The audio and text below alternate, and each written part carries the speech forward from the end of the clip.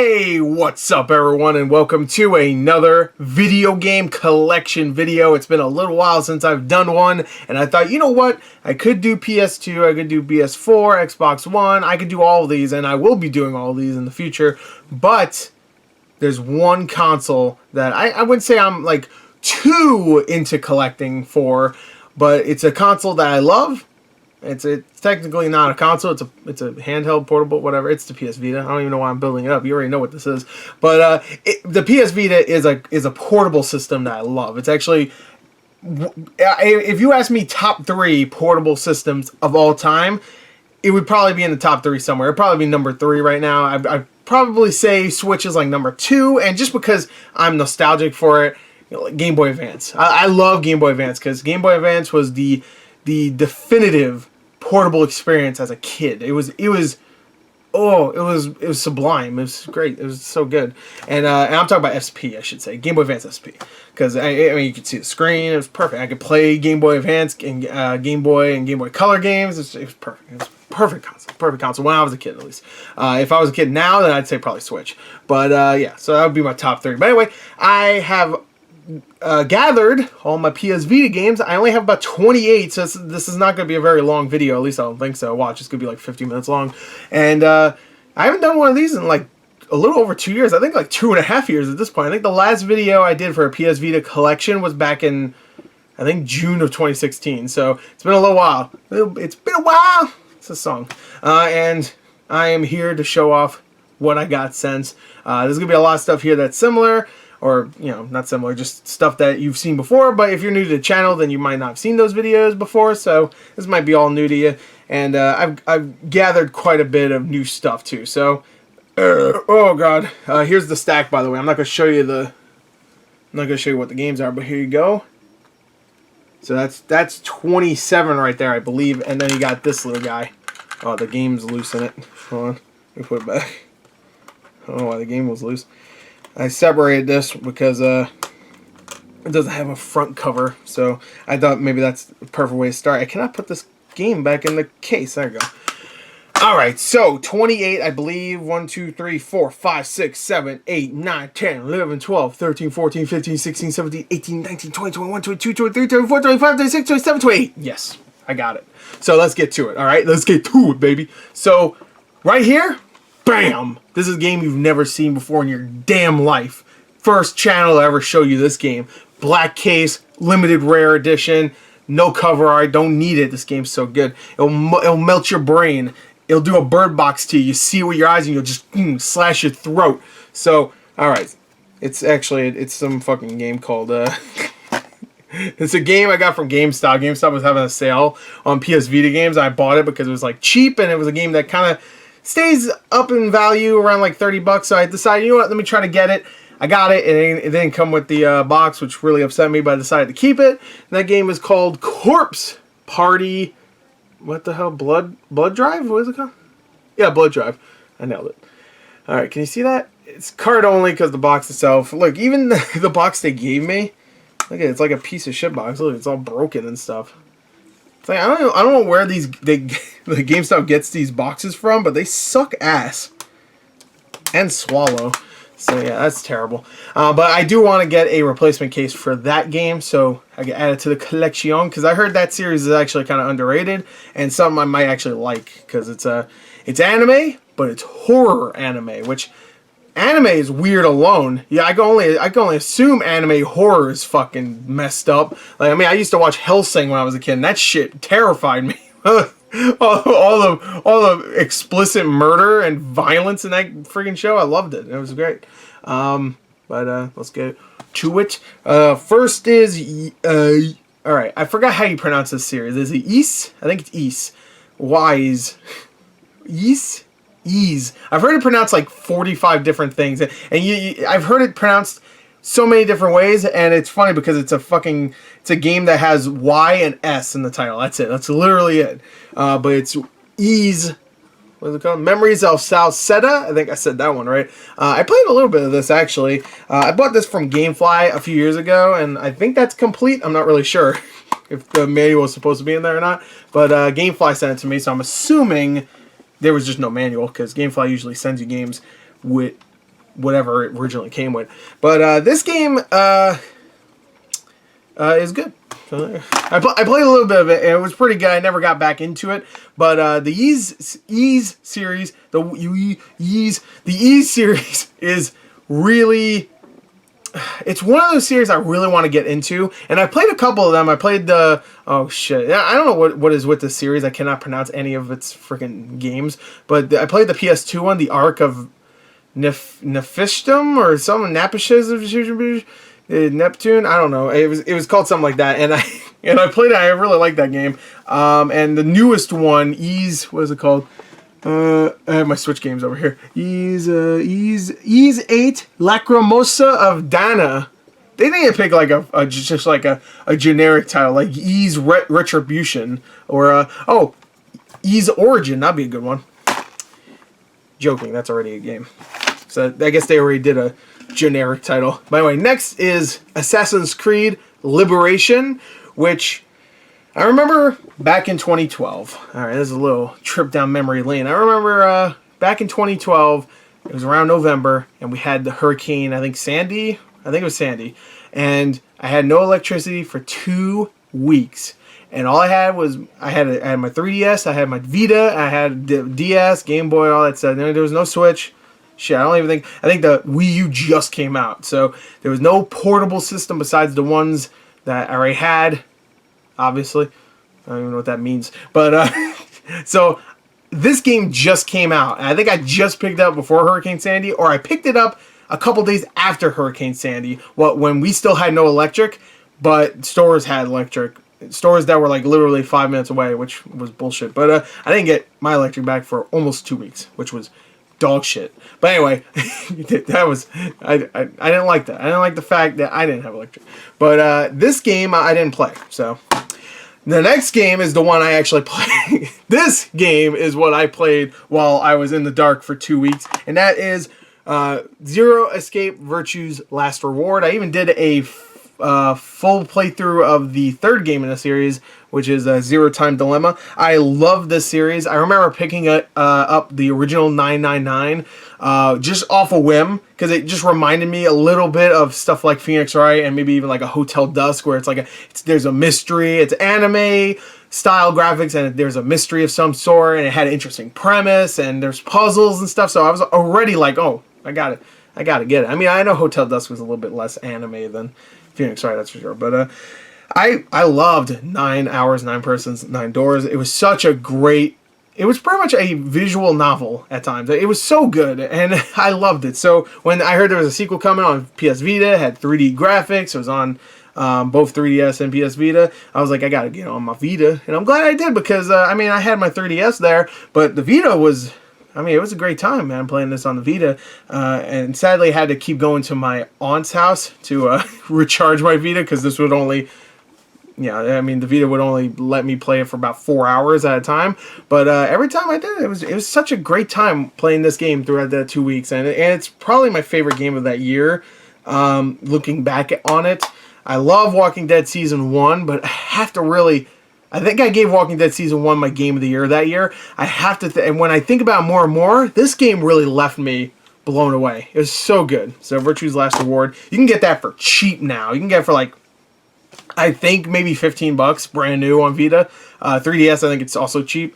So, or you could just get the trilogy, which comes with the first one, second one, and third one on PS Vita for, I think, like $30. So, PS4, I think it's also pretty cheap, but I would recommend it more on Vita, because I feel like it's more of a portable series. I even played Zero Time Dilemma on my computer, and even though I love doing that playthrough, I wish I played it on a portable, because it just feels more like a portable experience to me. That game. All right. Luminous Electronic Symphony. I love the Luminous games. The first one just came out on Switch again. Oh, look. There you go. And look at this. All these freaking stupid ass AR cards are in here. Remember this shit? You just put them in front of your your Vita camera, and it'll like pop things up or whatever. I literally did this once. Oh, here's another thing I want to talk about. This Luminous game was great, by the way. Why are there background why is there background art to the PS Vita games if the entire case is just solid blue. I always wondered that, like, what, like, one of my, like, well, at least the PS4 and Xbox One cases are see-through, so you could see the art. But what's the point of having the cover art have a background to it if you can't fucking see it? Unless you literally take the cover art out. There's no point. No one would ever do that.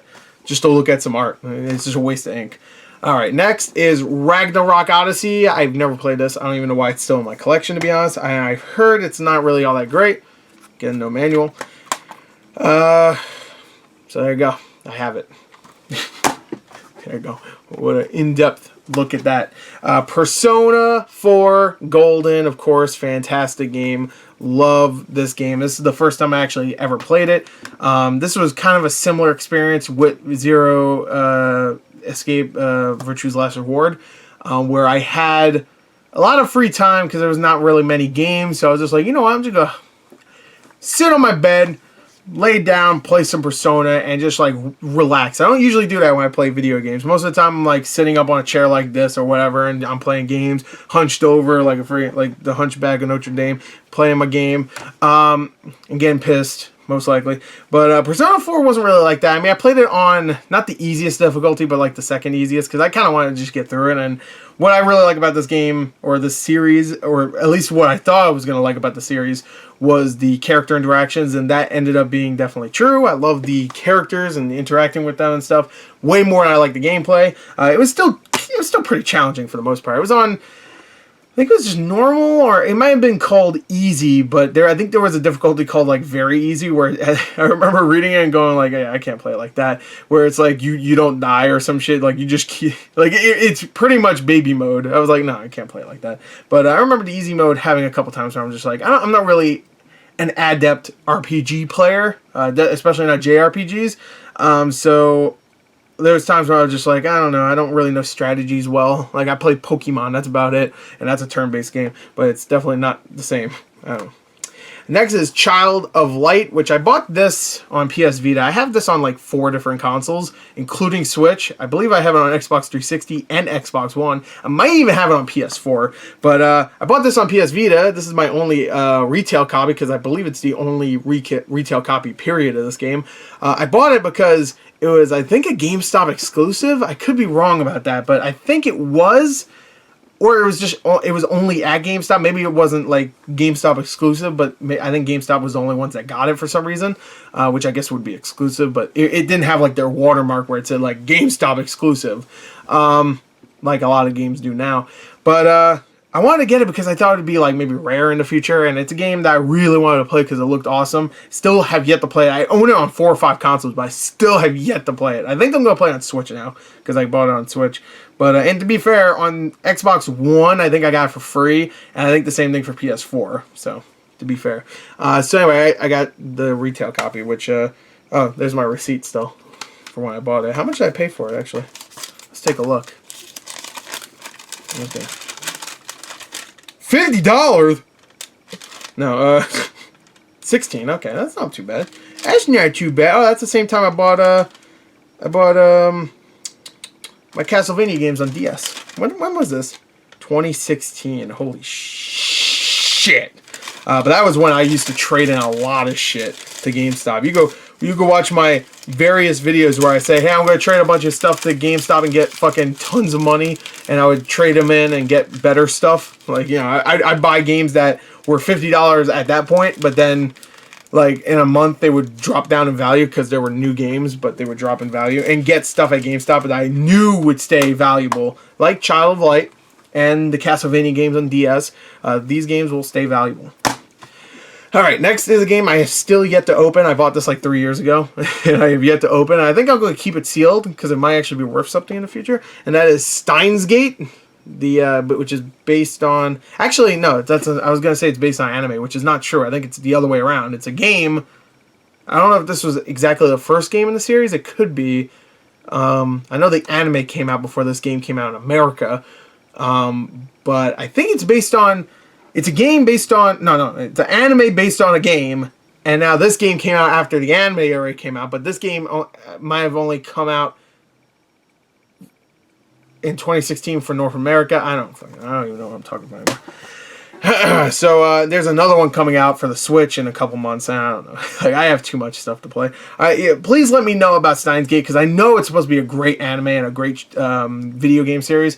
Let me know if that new Switch game is the only game in the series that like matters or anything like that. Because I have a feeling all the Steins Gate games might just be like continuations, but like this, it's not continuations, but it's like expanded versions. I could be wrong about that, but I don't know.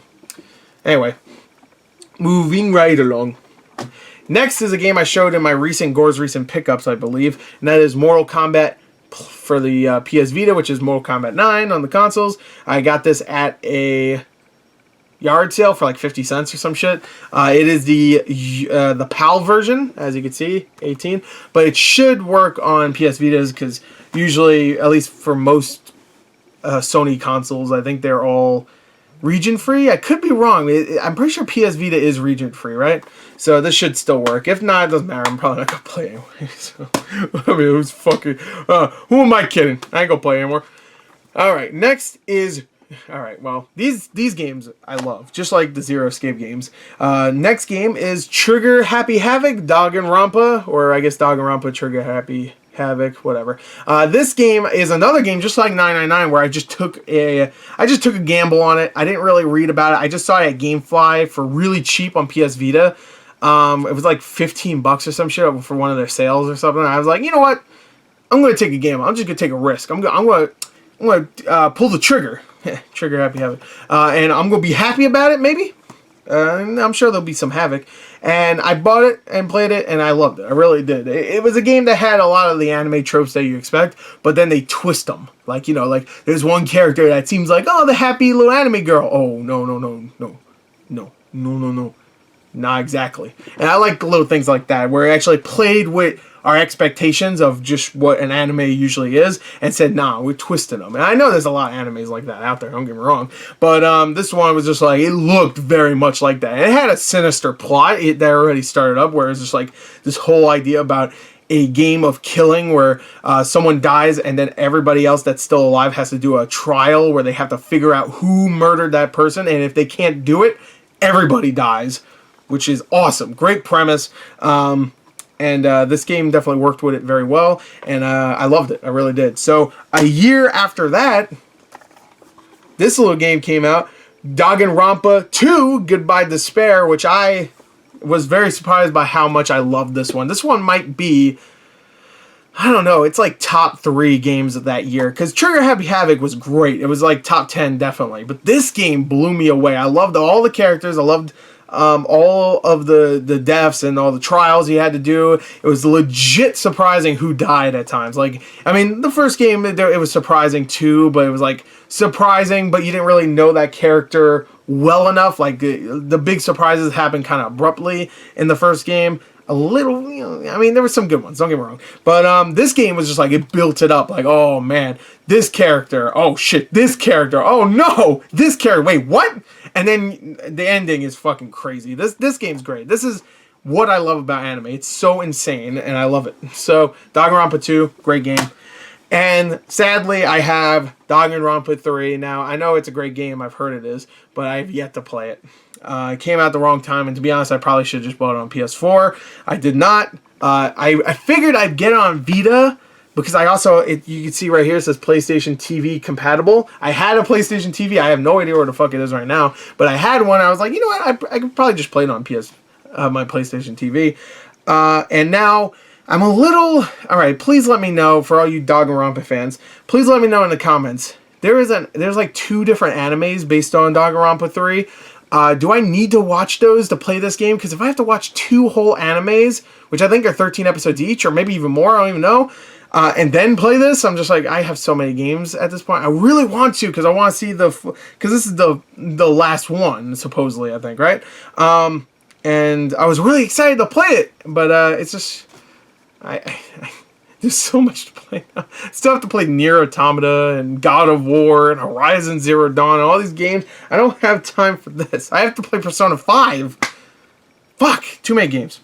So let me know. I'm sure it's beneficial if I watch those animes, but tell me if it's needed. Like, it might be actually cool to play that game and then watch the animes. If you're supposed to watch the animes first and then play the game.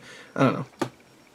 Next is a game called God Wars Future Past. I actually bought this because GameStop was having a 3 for $20 sale on all their $15 games, I believe. So all their $15 or lower games, pre-owned, of course. If you get 3 of them, $20. I had 20% off too, so they ended up being like $6 and like 50 cents or some shit. So I got this one to just make it so that it would be cheap, because I wouldn't have picked this up otherwise. But for $6, not bad. God Wars Future Past. I don't think it's really that. It might be a really good game, but I don't think it's like a rare game or anything. But it's good to add to the collection. The other 2 games I picked up that same day was Dead or Alive 5 Plus, which I think this is actually still kind of worth a little bit. So there you go. And yeah, I like the Dead or Alive games. I know, the joke about the they got the tits, which yeah, that's great. I mean, who doesn't like those? But I'm just organizing my stack here. So but they're actually legit good fighting games. Like, they're actually, when it comes to comparing it to like maybe like Tekken, which is another game with there's no weapons, it's just like hand-to-hand combat like that. I would say the Dead or Alive series is a little bit more quicker when it comes to gameplay, because Tekken is quick, don't get me wrong, but it's not. It's like a little bit more sluggish in a good way. Dead or Alive is like just straight up like a bunch of ninjas fighting each other, which, yeah, that's cool. Final Fantasy X and X-2, which I believe doesn't come with X-2. I think it only comes with 10. Yeah, it says Final Fantasy X right on the cartridge. X-2 was a downloadable like code you're supposed to use, because it couldn't fit. Yeah, it says right there, Final Fantasy X-2, available as download only, voucher included. Which is fine, because I wouldn't want to play X-2 anyway. Not that I'd ever want to play 10 again, either. But it's just to add to the collection.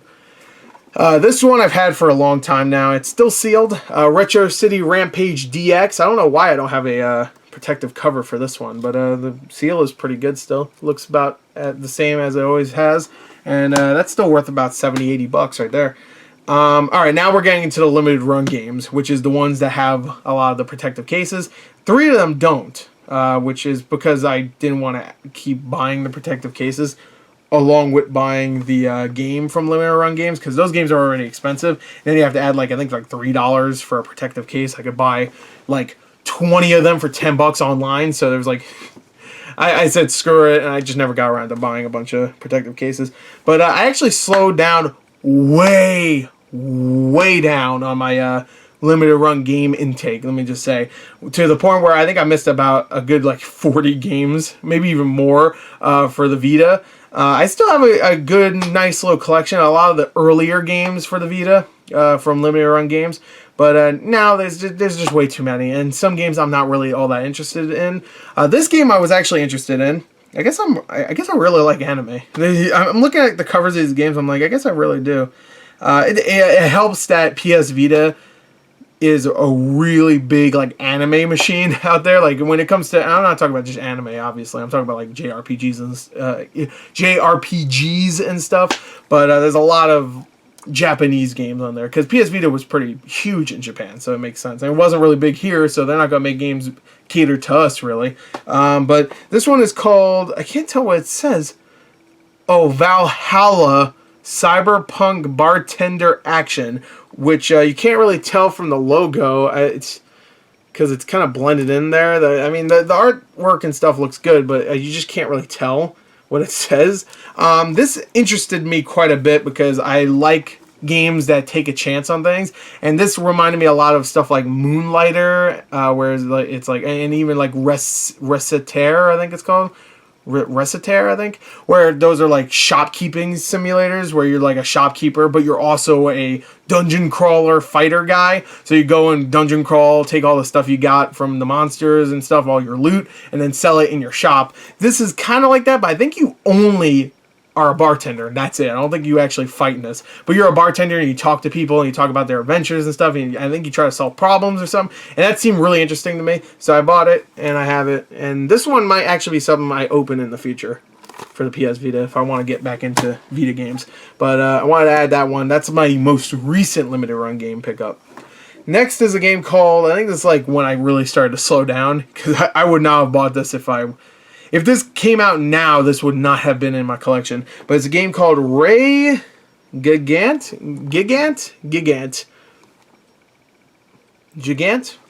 Jiggy? I don't know. That one. I don't know what it is. It's an RPG, I think. Actually, I do know what it is. It's a game. There you go. You didn't think I had an answer, did you? Alright, next is a game called Demo, The Last Recital, which I've actually heard this is actually a really good game, so that's why I bought this one.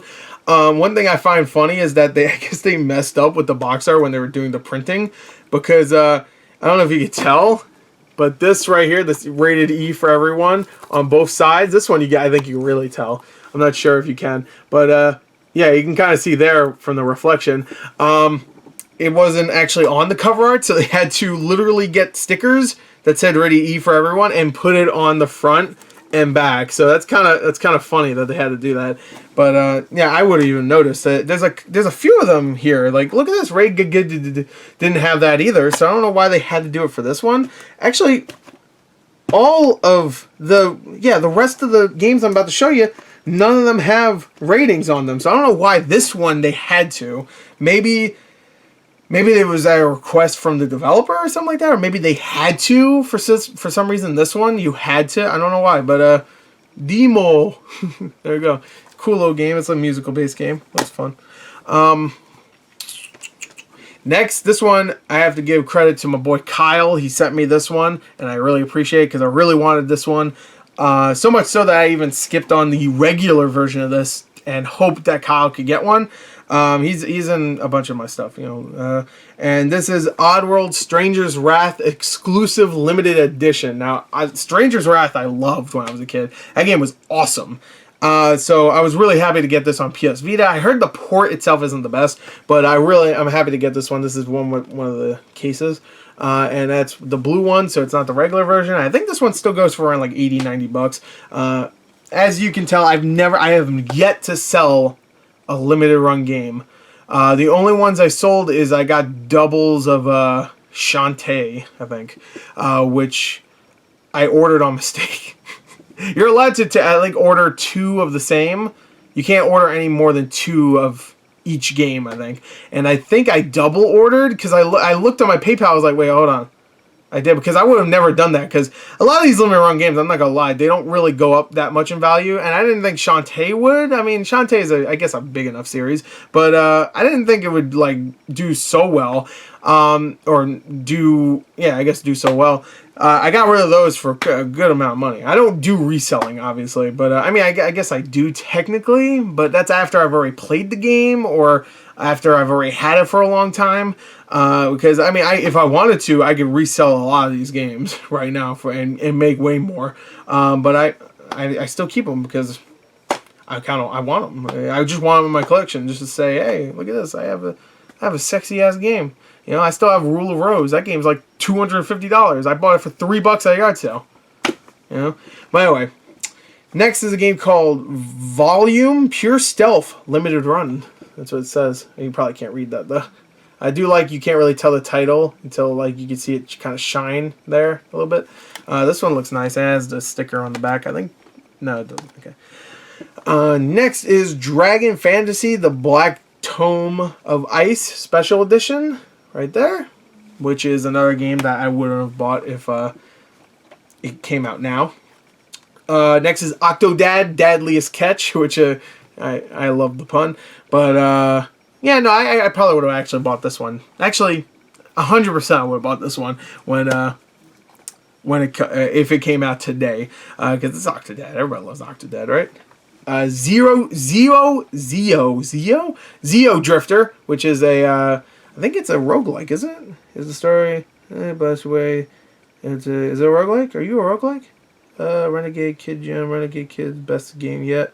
I've heard it's good, so I've never played it, but this probably be one I don't pick up today, but I picked it up, period. Next is Futuridium, which is another game I probably wouldn't have picked up, but it looks pretty unique. It looks like maybe a space shooter or something. I don't remember a lot of these games. I'm not gonna lie. Because when I bought them, I looked them up. I made sure to like figure out what they are before I bought them. Because there is a couple games here and there back in the early days where I did skip out on them. Like I think there was one game. Oh fuck! I forgot what it was called. That I knew wasn't very good. It was like an RPG or something like that. I forgot what it was called, but I knew it wasn't good. So I was like, no. But I'm pretty sure I looked up a lot of these games and found out, yeah, they're pretty good. I think the only one that wasn't supposed to be pretty good is this Dragon Fantasy game, but I could be wrong there. Next is Saturday Morning RPG, the first one I bought. This and the PS4 one. It's the second in both the PS4 and the PS Vita line of limited run games that came out. And I didn't get Breach and Clear because I didn't know about it ahead of time, so I never picked that up. And of course, that one's worth like $200-$300. This one's worth about $100. I've kept it ever since, so and it'll probably stay in my collection. And the next one, and this is probably one of the most valuable ones in the entire limited run games collection, and that is Oddworld Abe's Odyssey, new and tasty on the PS Vita. I know the PS4 one goes for like $200. I think the Vita one goes for around 150, maybe 170. It's pretty crazy, and I have it protected right there. Boom! And I got the stickers. Not the sticker. I got the little sticker, this limited run sticker, and it comes with like a card or whatever too inside my display cabinet. So there you go. That is my entire PS Vita collection right here. I guess I'll show you a side view now. Seeing that I showed you every game, so definitely considerably bigger than the last time I did one of these. I think the last time I did one, I had about like maybe 18. So. I mean, considering I went from 18 to 28, it's only 10 more, but it's considerably bigger, I guess. And of course, this video ended up being long, like I said, 31 minutes. Damn. That's what happens when you just talk and you don't shut the fuck up. So, there you go. So, there you go. That is another video game collection with your boy GorTheMovieGod. That's me. And I hope you enjoyed it. So, that's it. You can go now. I allow you to leave. You may enjoy the rest of your day. So, I hope you enjoyed the video. Thank you for watching. And in the comments, tell me what your favorite Vita game is. I wouldn't mind knowing. Mine is probably Zero Escape Virtue's Last Reward, because I love it so much. But I guess maybe if I had to talk exclusive, it would be Persona 4 Golden, because technically that version is exclusive to the Vita. So, there you go. There you go. Bye. See you later. Arrivederci.